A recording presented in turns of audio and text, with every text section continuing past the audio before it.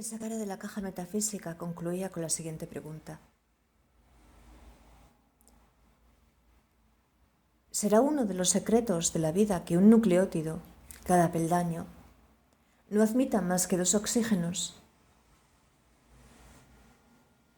Eso ella no lo sabía, pero me advirtió que aunque el átomo de oxígeno también hubiera sido simbolizado con el color rojo, eso no debía generarme ninguna confusión porque en el presente, o que ella supiera, solo los pares de bases nitrogenadas y por tanto los codones, que se componían de las mismas letras porque estaban formados por esas bases, tenían significantes fenomenológicos en esta primera fase del experimento colectivo. Y entonces abandonamos esa esquina y nos encaramos con el frontal de la caja metafísica. Y ahí, sobre la tabla periódica de los elementos, una impresión muy impactante sobre lámina de cobre.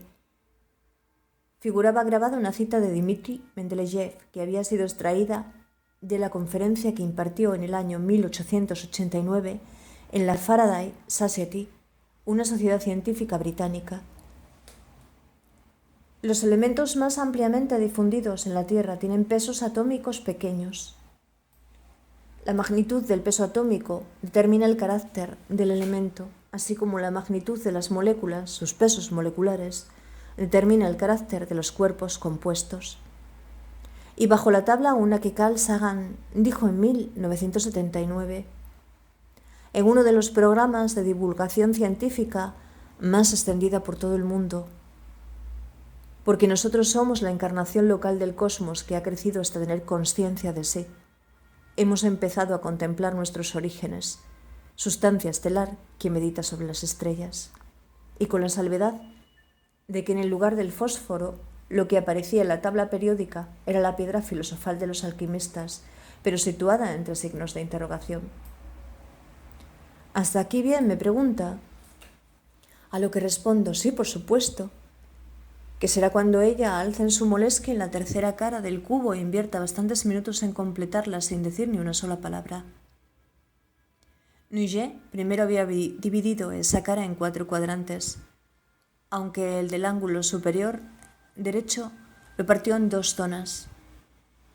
En la zona superior del cuadrante escribió únicamente singularidad y en las otras 4 restantes pluralidad. Después, en el cuadrante superior izquierdo, dibujó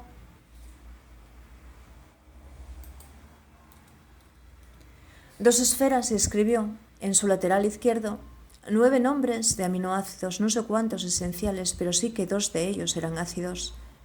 Y a continuación, debajo de cada una de las esferas, una combinación de 3 letras, y eso hizo para cada uno de los nombres de aminoácidos.